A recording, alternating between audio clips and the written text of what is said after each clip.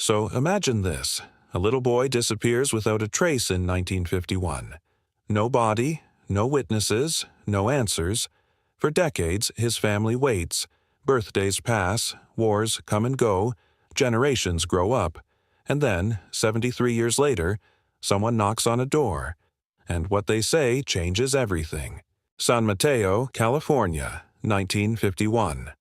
A quiet neighborhood, still touched by post-war simplicity. Houses lined up with white fences, front yards trimmed, and streets where everyone knew everyone else. That day, the weather was mild, the kind of afternoon, where doors were left open and mothers let their children play unsupervised just a few steps away. In one of these homes, a boy named Thomas sat on the front steps tying his shoe. He was 7, the kind of boy who always remembered to close the gate behind him and never wandered far. Inside, his mother kneaded dough with flour-dusted hands, glancing out the window every now and then, watching her son's small figure move along the path. There was no sound, no shout, no car. When she looked up again, the step was empty. The minutes that followed blurred into a frantic storm of searching. First the porch, then the yard, then the street. She ran from house to house, yelling his name. Neighbors joined her, combing the sidewalks, peering under hedges, calling into garages. The local police arrived within the hour. They searched the alleys, the creek bed, the schoolyard 3 blocks away. They found nothing, no signs of struggle, no dropped toy, no shoe. It was as if Thomas had been gently lifted out of the world and hidden somewhere no one could reach. By sundown, the neighborhood was covered in footprints but no answers. Lanterns flickered along the fences. The police took statements. His mother gave them the most recent photo. Thomas in a crisp shirt, eyes wide, smile uncertain. The photo was duplicated, tacked to telephone poles, slid under doors. That night, she didn't sleep. The bed remained untouched. She sat in the hallway staring. At the front door, waiting for the knob to turn. In the following days, the town pulled together. Volunteers searched nearby woods. A local radio station aired his description. A small mention appeared in the back column of the San Mateo Daily News. But no trace emerged. The school where he'd just started 2nd grade kept his desk empty. For weeks. His classmates whispered about the boy who vanished. Teachers avoided the topic. Thomas's younger sister was only 3. She didn't understand where her brother had gone. She just noticed that her mother cried more, and her father stopped singing in the kitchen. They didn't speak about it much, just kept the door to his room closed, though his shoes stayed by the bed, perfectly aligned. There were no national systems for missing children, no alerts, no television coverage. In the absence of evidence, people invented their own stories. Maybe he ran away. Maybe he was taken by someone passing through. Maybe he simply got lost and couldn't find his way back. But none of those versions fit. Thomas wasn't the type to run. He was careful. He was quiet. He was there, and then he wasn't. Years later, the disappearance would be retold as a neighborhood legend. Children would dare each other to walk past his house at night. Some swore they saw lights flicker in his room. But for his family, it was no ghost story. It was a wound that never closed, a moment that froze time, and a silence that echoed for decades. The days turned into weeks, and the weeks folded into months. At first, the search for Thomas remained steady. His mother visited the police station every other day, her hands clenched around the fading photograph of her boy. His father withdrew into himself, sitting longer on the porch each evening, staring at the street as if expecting to see a familiar figure round the corner. Friends stopped by with food and words that didn't help. The house grew, quieter, heavier, as if it too had lost something it couldn't replace. By the 2nd year, the visits to the police became less frequent, not because hope had died, but because repeating the same questions led to the same vacant answers. The officers began to look at her with something between pity and discomfort. New faces appeared at the department, and the older ones who remembered. Thomas slowly moved on or retired. The file remained on the shelf, aging like everything else. When she did come in, they already knew. She didn't have to say anything. They just shook their heads softly, and she nodded back, wordless. She kept his room exactly as it had been. The toys on the shelf gathered dust, the shoes by the bed stiffened with time. Each year on his birthday, she placed a single candle in the window and lit it at sunset. The flame flickered behind the glass while the rest of the house sat in stillness. Her daughter, little Ruth, grew older, speaking less often of her brother as time passed. She carried only a foggy memory, a pair of shoes, a laugh, the sense of someone missing at the table. Her parents never told her to forget. They simply didn't speak of it much anymore. Grief, after all, has a way of hardening into silence. In school, Ruth learned to say she had no siblings. It was easier that way. When asked, she would pause slightly, then answer without hesitation. Her mother noticed but never corrected her. The town adjusted too. The neighbors who had once joined. The search carried on with their lives. New families moved in, unaware that anything had ever happened on that quiet street. The photograph of Thomas stayed tucked into a drawer, creased but never discarded. By the time Ruth graduated high school, the story of her brother had faded into something half-remembered, something private. Her father died a few years later, his heart giving out in the early morning while sitting in the chair by the front window. He never spoke of Thomas in his final years. He had simply become a man of few words, and one heavy silence. Her mother aged slowly, shrinking into herself. The candle lighting continued each October, a ritual for the lost. The room remained closed most of the time, though sometimes she would open the door and sit on the edge of the bed, hands folded, eyes unfocused. Decades passed. Ruth married, moved across the state, had children of her own.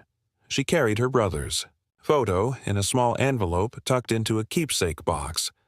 Once, when cleaning, she held it up and stared. The face seemed younger than she remembered, frozen, smiling, as if unaware of what would come. She didn't tell her children about him at first. Only years later, when her youngest asked if she ever had siblings, did she answer yes. Once. A brother. He vanished. The world moved forward. Technology changed, the internet arrived, and new systems emerged. DNA testing, digital databases, for missing persons. But Thomas's case was too old, too quiet. The file remained in a cabinet, the name barely searched. It hadn't made the national news, hadn't sparked movements or campaigns. Just a missing boy from a quiet street, lost in the folds of time. Still, every year, on his birthday, his mother would walk to the kitchen window, light the same candle, and whisper something no one else could hear. Ruth began doing the same, even after her mother passed. She kept the tradition, even though no one else understood it. It wasn't for closure. It wasn't for hope. It was for the memory of a presence that had once filled a house, then disappeared into silence. A presence they still remembered, even when no one else did. In early 2024, on a quiet evening in Massachusetts, a woman named Elsie sat at her kitchen table scrolling through an online Ancestry Kit website. It had started out as a simple curiosity, something fun, something trending. People all around her had been taking DNA tests to learn about their origins, and she thought it might be interesting to see if those family stories about distant Irish roots or Eastern European heritage were true. The kit had arrived in the mail a month earlier. She had sent off the vial, forgot about it, and gone on with her life. When the results finally came back, she wasn't expecting anything dramatic. She expected charts, pie graphs, maybe some cousin names she didn't recognize. What she found instead was a mystery with no explanation. Buried in the results, listed among distant relatives and speculative third cousins, was a match that stood out. The system flagged it as a significant connection. Approximately 20% shared DNA with a user identified as Thomas G. The system labeled it as likely grandparent or half-uncle. That didn't make sense. Elsie knew her grandparents. They had passed, yes, but she had photos, stories, records. This name, Thomas G., meant nothing to her. He was listed as living, or recently deceased. His last known location was Oregon. His birth year, 1944. The more she stared at the screen, the more wrong it felt. She clicked into the match's public tree. It was almost empty. No siblings listed, no parents, no children. Just a name, a date of birth, and a profile with minimal information. Most people who submitted DNA seemed to enjoy building out their family tree. Thomas hadn't. It was as if he'd existed only on paper. Intrigued, Elsie began digging. She ran the name through obituary databases, searching by age and location. A few minutes later, she found it. An obituary published just 4 months earlier for a Thomas G., age 79, from a rural Oregon town she'd never heard of. The obituary was brief. No survivors listed, no history, no details. One photograph, slightly out of focus, showed an elderly man with clear eyes and a closed mouth. She saved the image and stared at it for a long time. There was something about the face, something familiar in the way his eyes held the camera. She thought of her grandmother, Ruth, now in her 90s. Ruth rarely talked about her early life, but Elsie suddenly felt the need to call her. She wondered if there had been someone in the family no one had mentioned. Maybe a sibling, maybe a secret. Before making the call, she tried to confirm the link. She contacted customer support from the DNA company, asked for clarification on how such a close match could exist without her knowing. They confirmed the percentage, the kind of match that only appeared with grandparents, uncles, or half-siblings. The connection wasn't a fluke. She returned to the obituary. The man's birth date was October 6, 1944. That was the date that stuck with her. She had seen it once, scribbled on an old family paper. She opened her family files and began searching. After 20 minutes, she found it. A note, handwritten decades ago, from her great-grandmother. It listed the birthday of a child named Thomas. The date matched. The realization came slowly. If this man in Oregon was Thomas, and if he had vanished in childhood, it would explain everything. The empty tree, the lack of family, the isolated obituary. But that would also mean something darker, that someone had taken him, hidden him, that the family had lived for over 70 years not knowing he was alive, while he had lived his life not knowing who he truly was. Elsie didn't know what to do with that. Not yet, but she knew one thing. This wasn't over. Something had been buried for decades. And now, one DNA test, something taken casually without expectation, had begun to uncover it. A trail was forming, and she was the first to follow it. Elsie stared at the photo in the obituary for hours. The man's face was worn by time, with deep lines and a quiet expression, but there was something about the eyes, something unspoken, in the way they faced the camera. The more she looked, the more convinced she became that this wasn't just a distant relative. This was someone whose life had been displaced, hidden, rewritten. She dug deeper, searching public records, archives, military files, anything that might tell her who Thomas G. really was. His paper trail was thin. He had no recorded family, no marriage license, no listed children. His Social Security number was issued in Oregon in the early 1960s, suggesting he didn't have official documentation before then.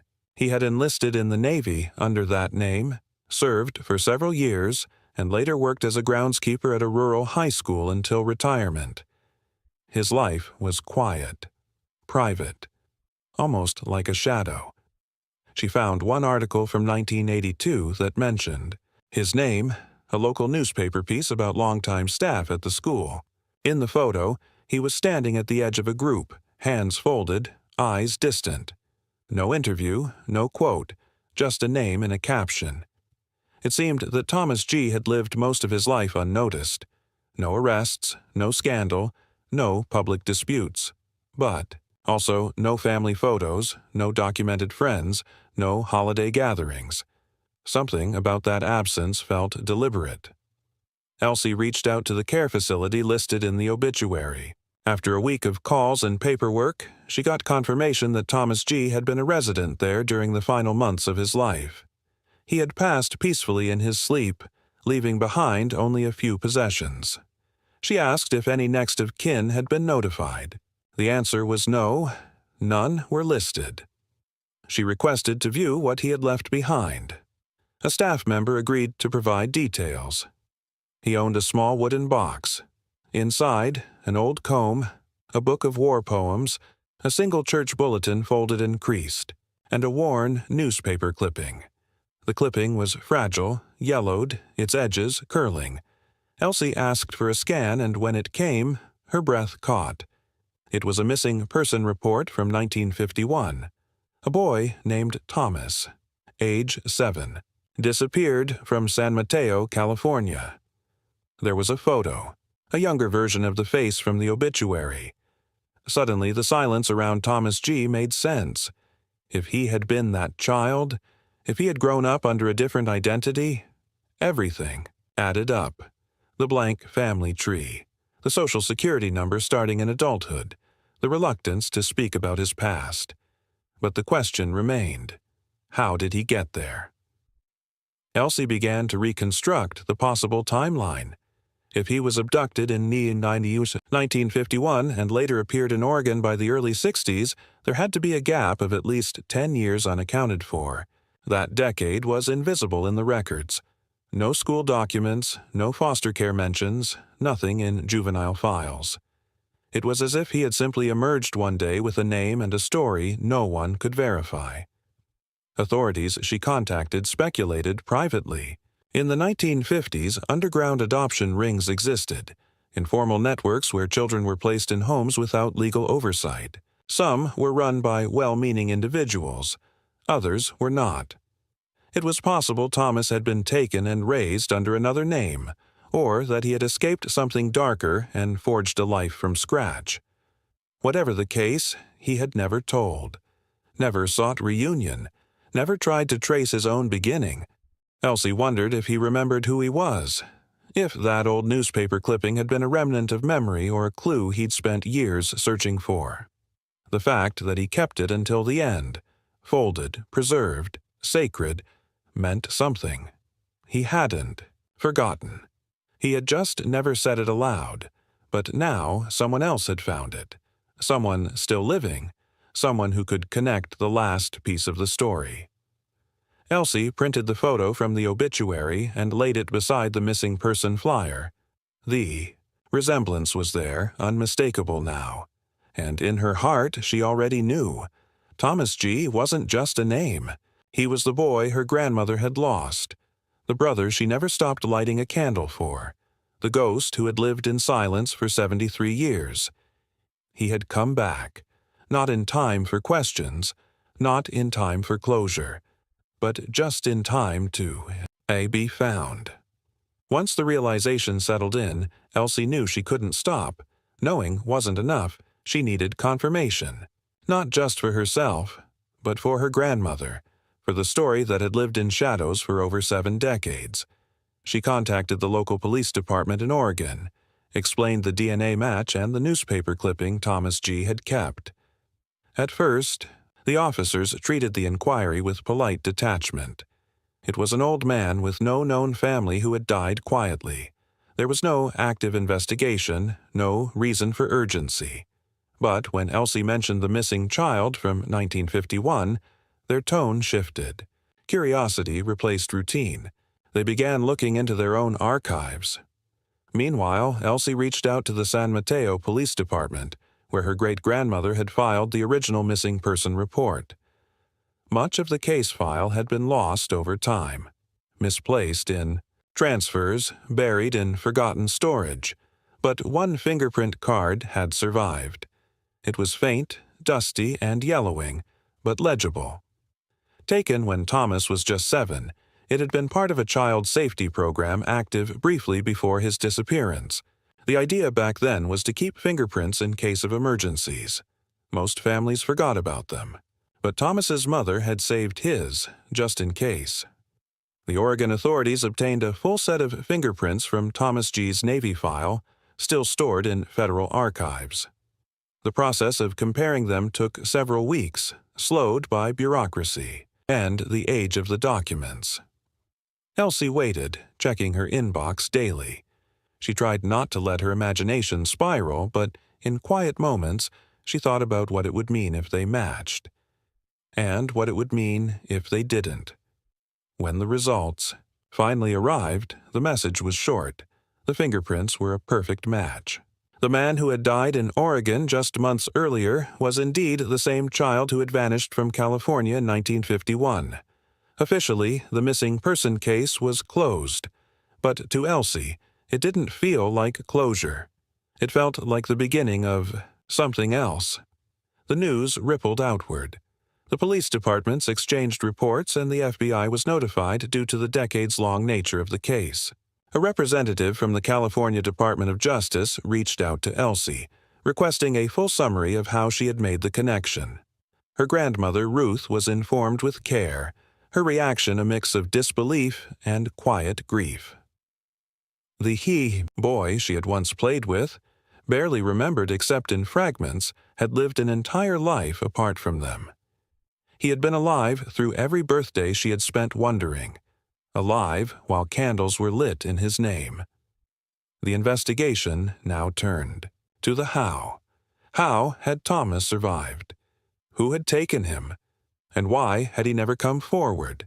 No birth certificate was ever found under the name Thomas G. prior to 1960.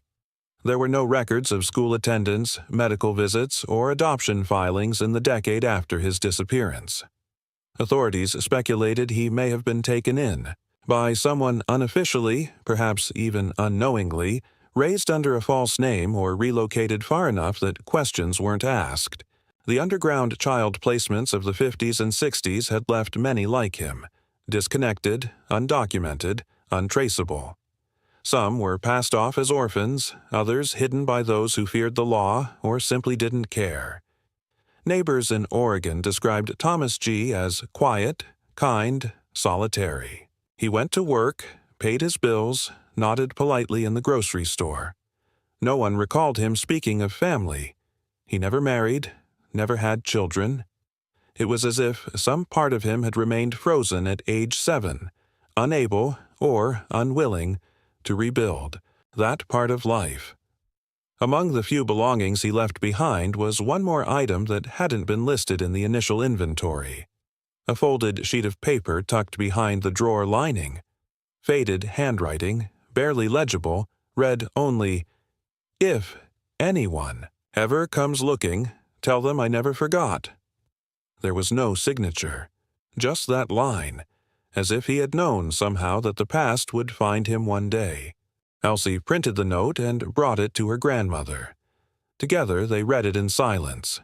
It didn't answer the questions. It didn't explain the missing years. But it was a message. Real, human, impossible to fake. Thomas hadn't been unaware. He had remembered. Perhaps he hadn't known how to return, or perhaps he had feared what he might find. But in the end, he had left something behind. The investigators closed the case without further findings. The woman, rumored to have taken him, was never identified. No suspect had ever been named. Without living witnesses or physical evidence, the trail had long gone cold. But the family, at least, had what they needed: a name, a face, a confirmation. A boy lost in 1951 had lived quietly under another name and had left behind just enough for someone to find him. It wasn't justice, it wasn't reunion, but it was something. It was the truth. And for the first time in 73 years, that would have to be enough. In the early spring of 2025, Elsie and her grandmother boarded a plane to Oregon. The flight was quiet, marked more by silence than conversation. There was little to say that hadn't already been said, and too much emotion folded into the spaces between words. Ruth sat by the window, her hands gently clutching a small photo of her brother, the only image she had left of him as a child. It was the same one used in the original missing poster, slightly faded now but still sharp enough to remember. She had kept it in a box for decades, never expecting that she would one day carry it to his grave. The cemetery was modest, set on a slight hill overlooking rows of evergreen trees. The headstone was simple. It bore the name Thomas G., the year of birth correct but stripped of any history. No mention of family, no indication of the boy he once was, just dates and a name that wasn't truly his. Elsie stood beside her grandmother as they placed the photo at the base of the stone. Alongside it, they left the note he had written, the one found tucked away behind the drawer. For a moment, the wind picked up and lifted the corner of the paper before settling again, as if even the air recognized the weight of what had been found. They stayed for a long time. Ruth did not cry. Her eyes, though glassy, remained focused, calm, steady. This wasn't closure, it wasn't a reunion, but it was something real. A confirmation that her brother had lived, had aged, had existed in this world long after the rest of them had lost track of him. It wasn't enough to fill in the blanks, but it was enough to honor them, enough to say he had mattered, enough to bring him back into the story of their family, where he had always belonged. Back home, Elsie began organizing what little information they had. She scanned documents, stored the note in an archival case, and contacted the missing persons database to request an official update. The record would now reflect that Thomas had been found. Deceased, yes, but found. She shared the story online, not for attention but for the quiet chance that someone, somewhere, might recognize something. A neighbor's memory, a photo tucked into an old box, anything that might shed light on the years between disappearance and rediscovery. She didn't expect answers, but she knew stories had a way of finding other stories. News of the case spread in small circles. Local papers ran quiet headlines. Online forums shared theories. Some believed Thomas had escaped something terrible and chosen silence. Others thought he had been raised by someone who never told him the truth. A few questioned whether he had always known and simply decided not to return. But none of those theories could be proven. The truth, like so many things, remained partly buried. What mattered now was that he had not disappeared entirely, that someone had come looking, that someone had cared enough to connect the fragments of his life into something whole. Ruth passed away just 3 months after returning from Oregon, peacefully, in her sleep. In her final days, she kept the photo of Thomas by her bedside, and when Elsie sorted through her belongings, she found a short note written in her grandmother's shaky hand. "He came back to us." That sentence, small and quiet, captured what no document or investigation could. In the months that followed, Elsie found herself thinking often about timelines, how a moment in 1951 had echoed all the way into her own life. How a boy who vanished had, unknowingly, shaped generations. She didn't feel haunted by the story. She felt anchored by it. It made the world feel smaller and more connected. More fragile, too, but no less full of meaning. Sometimes the past doesn't stay buried. Sometimes even the lost find their way home, if only in memory. She continued researching quietly, helping others with cold cases, offering her story as a bridge, an example. Not every mystery ends with answers, but sometimes even partial truth can shift the weight of an entire family's silence. She had learned that it wasn't just about finding the missing, it was about giving the ones left behind something to hold. Thomas G., the boy who disappeared, had been a mystery for 73 years. But now he had a name again, a history, a place. And for the people who remembered him, that was more than they'd ever hoped to have. For some, it was the end. For others, it was the start of asking new questions. Either way, his story was no longer lost.